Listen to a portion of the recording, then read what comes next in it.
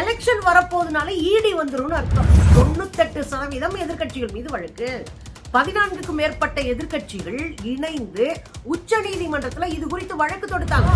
ஐயோ ஊழல்வாதி, ஐயோ ஊழல்வாதின்னு சொன்ன அத்தனை பேரையும் கட்சியில சேர்த்து புனிதராக்கிட்டாரு மோடி.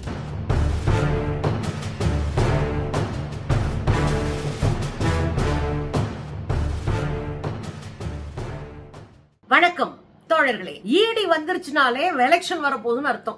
எலெக்ஷன் வரப்போகுதுனாலே ஈடி வந்துரும்னு அர்த்தம். ஈடி என்னங்க அப்படின்னா, இந்த அமலாக்கத்துறையினுடைய மெயினான வேலையே மோடிக்கு வாலாட்டுவது, போடுவதை பொறுக்குவது, காற்று இடத்துல கடிக்கிறது, நீற்ற இடத்துல பாயிறது. இதுதான் அமலாக்கத்துறையினுடைய முக்கிய பணிகள் அப்படின்னு இப்ப மாறி இருக்கு. இன்னொரு விஷயம், இந்த அமலாக்கத்துறை பெரும்பாலும் 98% எதிர்கட்சிகள் மீதுதான் வழக்கு போட்டிருக்கு. அப்புறம் 2% தொழிற்சாலைகள் மேல வழக்கு.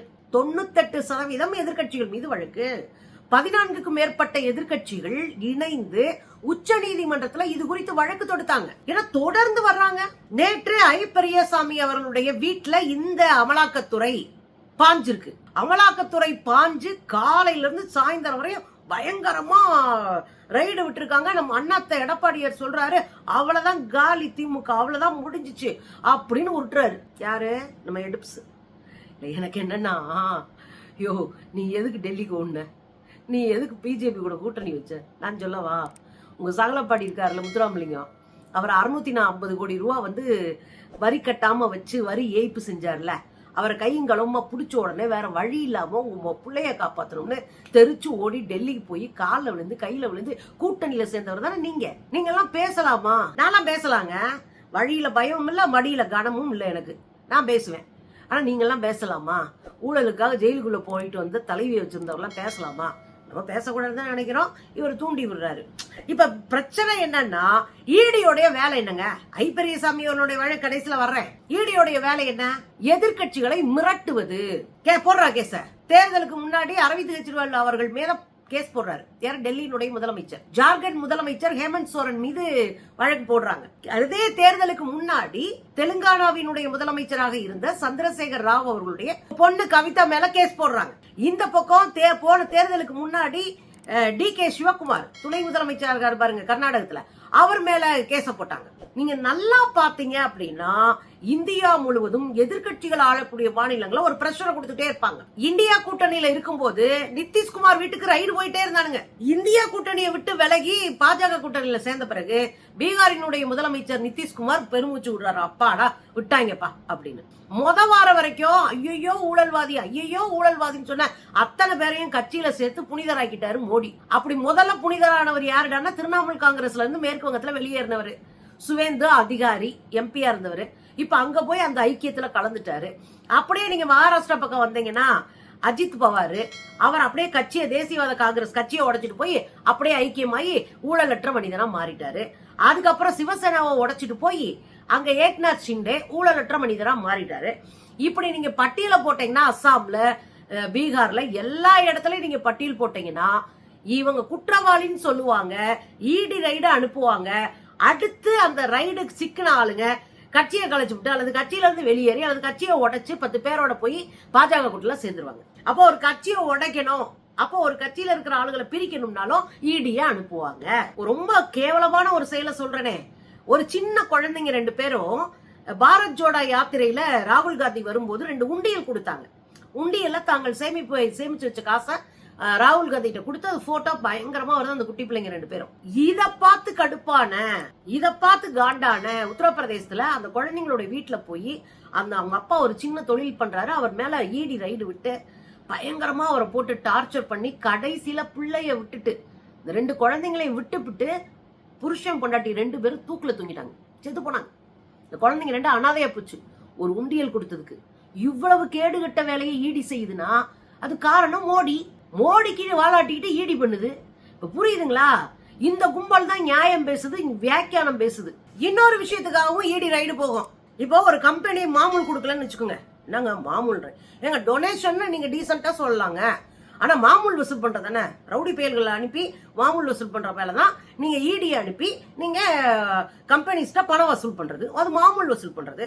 இந்த மாமூல் வசூல் இருக்கு இல்லையா, ஏதாவது ஒரு கம்பெனியே போய் நாங்களே ஓட்ட முடியாம ஜிஎஸ்டில நாக்கு தள்ளி போய் கிடக்குறோம் அப்படின்னு சொன்னா அடுத்த வாரமே ஈடி போயிடும். அடுத்த வாரமே ஈடி போச்சுன்னா ஒரு வாரத்துல 100 கோடி 20 கோடி 30 கோடின்னு அப்படியே லம்பா எடுத்துட்டு போய் ஒரு அமௌண்ட் போட்டுருவாங்க. நீங்க தேர்தல் பத்திரம்னு பிரச்சனையாச்சு தெரியுமா? பெரிய ஊழல் 6000 சில்லற கோடி ரூபாயை இப்படி மிரட்டி வாங்கியிருக்கு பாஜக. அதுலயும் குறிப்பாக ஈடி போன அடுத்த ஒரு வாரத்துல ஒரு மாசத்துக்குள்ள பல கோடி ரூபாயை டொனேஷனா தேர்தல் பத்திரமா வாங்கி கொடுத்திருக்காங்க பல கம்பெனிகள். அது வெளியாகி அதிர்ச்சியா கூட இருந்துச்சுன்னு வச்சுக்கோங்களேன். அப்ப காசு வசூல் பண்ற மாமூல் ரவுடியா வந்து ஈடியா பயன்படுத்துறாங்க. ஏங்க டாஸ்மார்க் வழக்கு வந்துச்சுலங்க, டாஸ்மார்க் வழக்குல நீதிமன்றம் வச்சு செஞ்சு விடலையா? 2 பேர் வீட்டுல போய் விசாரணை நடத்துறாங்க, அங்க போய் ரைடு பண்றாங்க, வீட்டுக்கு சீல் வைக்கிறாங்க, வச்சு புளிஞ்சிருச்சு. முதல்ல இவங்க 2 பேருக்கு மேல கேஸ் இருக்கா? இல்லங்க, அவங்க தனிப்பட்ட முறையில் அவங்க மேல கேஸ் இல்லைங்க. அப்புறம் என்னதுக்கு அவங்க வீட்டுக்கு போய் ரைடு போனேன்? ரைடு போயிட்டு நீ பாட்டு சீல் ஓட்டிட்டு வர முடியுமா? என்ன கேட்காம உள்ள போகணுன்னு உனக்கு அந்த அத்தாரிட்டியே இல்ல, உனக்கு அந்த ரைட்ஸே இல்ல. நீ எனக்கு போய் சீல் வச்ச, நீ எனக்கு நோட்டீஸ் ஒட்டின, புடிச்சு ஏறி காதை அத்து விட்டுருச்சுங்க நீதிமன்றம். அது மட்டும் கிடையாது, 1000 கோடின்னு எப்படி சொல்ற சொல்லு? எங்க இருந்து சொல்ற? வச்சு செஞ்சுட்டாங்க. இந்த பசங்க அந்த காலத்துல இந்த கம்ப்ளைண்ட்ஸ் வந்திருக்கு பாருங்க, 42 கம்ப்ளைண்ட். இந்த காலத்துல அவன் படிச்சுட்டு இருந்தவங்க மேல எப்படி கேஸ் போட்டீங்க? வச்சு புளிஞ்சிருச்சு. இன்னொரு கேஸ், மதுபான கேஸ் ஞாபகம் இருக்குங்களா? கெஜ்ரிவாலுடைய கட்சியை சேர்ந்த மனோஜ் சிசோடியா, அவர் தான் துணை முதலமைச்சரா டெல்லியில இருந்தாரு. அவரை தூக்கி உள்ள 3 வருஷம் 2.5 வருஷத்துக்கு மேல கிடந்தாரு அவர். பாவம், அவருக்கு ஜாமீனே கொடுக்க மாட்டாங்க. இதுல இன்னொரு விஷயம் என்னன்னா, ஈடி கைது பண்ணிட்டா ஜாமீனே கிடைக்க விடாம தள்ளி போட்டுக்கிட்டே இருக்கும். செந்தில் பாலாஜி அவர்களுடைய வழக்கு உங்களுக்கு நல்லா ஞாபகம் இருக்கும். ஈடி தான் அவங்களுக்கு ஜாமீன் கொடுக்க விடாம செஞ்சு ஒரு கட்டத்துல உச்ச நீதிமன்றம் ஈடிய மண்டையில போட்டு இவரை அனுப்பி விட்டாங்க வெளியே அப்படின்னு பாக்குறோம். இப்படி இதுதான் யதார்த்தமா இருக்கு. அப்ப கட்சியில ஆட்களை சேர்க்க, நிறுவனங்களை மிரட்ட, அப்புறம் முதலமைச்சர்கள் மற்றவர்கள்லாம் கைது பண்ணி அரசியல் லாபம் பார்க்க இப்படியாக ஈடியை பயன்படுத்தி கொண்டிருக்கிறது இந்த கூட்டம். இப்போ இந்த வழக்குக்கு வருவாங்க. ஐ பெரியசாமி அவர்கள் கலைஞருடைய காலத்துல வீட்டு வசதித்துறை அமைச்சரா இருக்காரு. அந்த காலகட்டத்துல அவர் தவறா சட்ட விதிகளை மீறி வீடுகள் ஒதுக்கியிருக்காரு அப்படின்னு சொல்லிட்டு அவர் மேல வழக்கு. 2012லயே அந்த வழக்கு வந்து தள்ளுபடி செய்யப்பட்டுச்சு. அப்ப வந்து ஜெயலலிதா தான் ஆட்சியில் இருக்காங்க. தள்ளுபடி செய்யப்பட்டுச்சு அந்த வழக்கு. அந்த வழக்கை இப்போ உயர் நீதிமன்றம் வாண்டடா எடுத்து இந்த விசாரணை நடத்திக்கிட்டு இருக்குன்னா பின்னாடி என்ன இருக்குன்னு பாத்துக்கோங்க.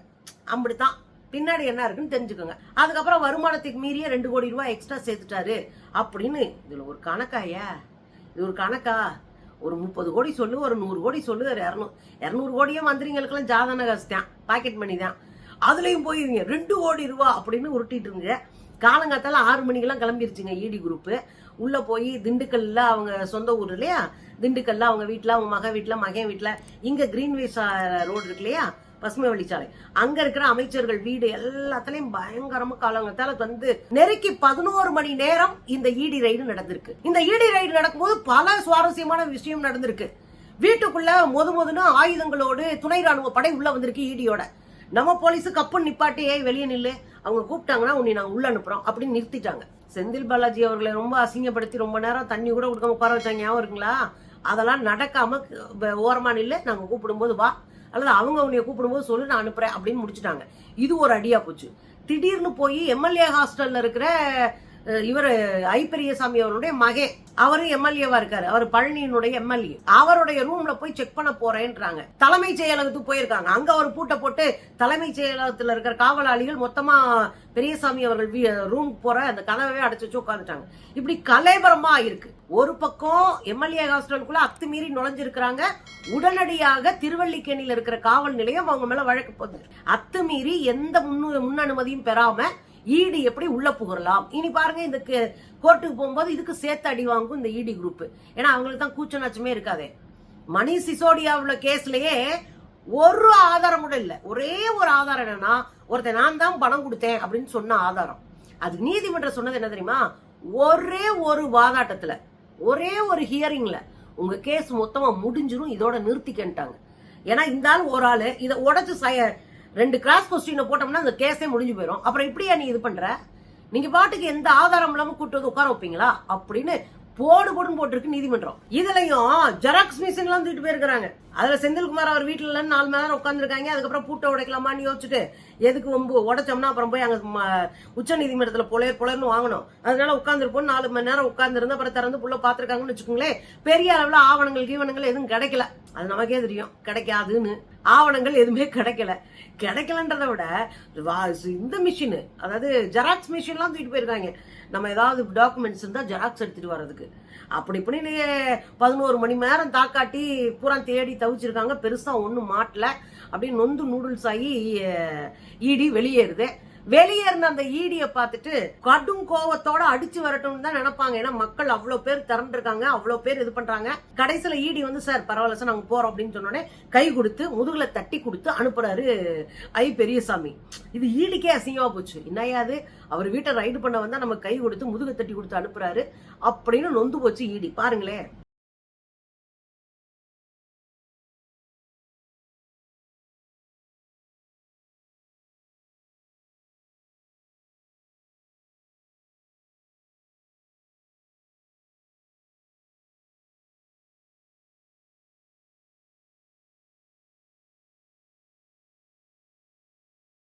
அப்போ ஒரு விஷயம் நல்லா தெரியுதுங்க. அத்துமீறி எம்எல்ஏ ஹாஸ்டலுக்கு நுழைஞ்சதுக்கு ஈடி மேல கேச போட்டு விட்டோம். ஈடிக்கு பாதுகாப்பா உள்ள வர துணை ராணுவ படைய வெளியவே நிக்க வச்சுட்டோம். பொதுவாகவே என்ன அப்படின்னா, ஒருத்தர் ஊழல் பண்ணிருக்காரு, ஒருத்தர் தப்பு பண்ணிருக்காருன்னா நிச்சயமா அவங்களுக்கு தண்டனை கொடுக்கலாம், மாற்றுக்கிறதே இல்ல. யார் தவறு செய்தாலும் தண்டிக்கப்பட வேண்டியவங்க. 10 ரூபா திருநாளும் திருடன் தான், 10,000 கோடி திருநாளும் திருடங்க தான். இது நமக்கு நல்லா தெரியும். சரியா உங்கள்கிட்ட ஆவணம் இருந்துச்சு, நிரூபிக்கப்பட்ட வழக்கா இருந்துச்சுன்னா நீங்க தாராளமா உங்களை தூக்கி உள்ள போடலாம். ஆனா வெறும் அரசியல் காழ்ப்புணர்வுல எதிர்கட்சிகளை அவமானப்படுத்தணும், அசிங்கப்படுத்தணும், ஊழல்வாதின்னு மக்கள் மன்றத்துல திரும்ப திரும்ப பேசி அது ஒரு வேலையை பார்க்கணும் அப்படின்னு நினைக்கிறது ஆக பெரும் இழிவான செயல். இதை தாண்டி எதுக்கு இன்னைக்கு ஈடி வரணும்? அதான் மெயினான பாயிண்ட். இன்னைக்கு ஏன் ஈடி வந்துச்சு அப்படின்னா, நேத்து தான் பரபரப்பான தகவல் தமிழ்நாட்டுல பரவுச்சு. தமிழ்நாட்டுல 76 லட்சம் வாக்காளர்கள் வாக்குப்பட்டியலிருந்து நீக்கப்பட்டிருக்கிறாங்க. குறைந்தபட்சம் இந்த 4 ஆண்டுகள்ல 30 லட்சம் பேர் நீக்கப்பட்டிருக்கிறாங்க. இந்த கருத்து கணிப்பு வந்த உடனே, இந்த தகவல் தெரிஞ்ச உடனே டக்குனு திசை திருப்புறோம் பாருங்க. பட்டுன்னு ஒரு ஐடி ரைடு, பட்டுன்னு ஒரு இடி ரைடு, மக்கள் அதை பத்தி பேச ஆரம்பிச்சிருவாங்க. பாருங்க இடி ரைடு, அதை பேச ஆரம்பிச்சிருவாங்க. இந்த ஓட்டு சம்பந்தமா, தேர்தல் ஆணையம் சம்பந்தமா, இந்த ஓட்டு சம்பந்தமா யாரும் பேச மாட்டான். இந்த ஓட்டு திருட்டு சம்பந்தமாவும் யாரும் பேச மாட்டான். மோடியோடைய அயோக்கியத்தனத்தை தேர்தல் ஆணையத்தினுடைய தில்லு முள்ள பேச மாட்டோம். நம்ம அதை பேசிட்டு இருப்போம்.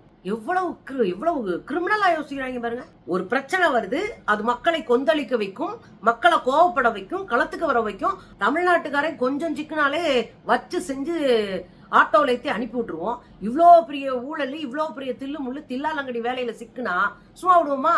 வச்சு செம்மிர மாட்டோமா? அதுக்காக தான் திசை திருப்பி இருக்கிறது இந்த கூட்டம். தெளிவாருங்க.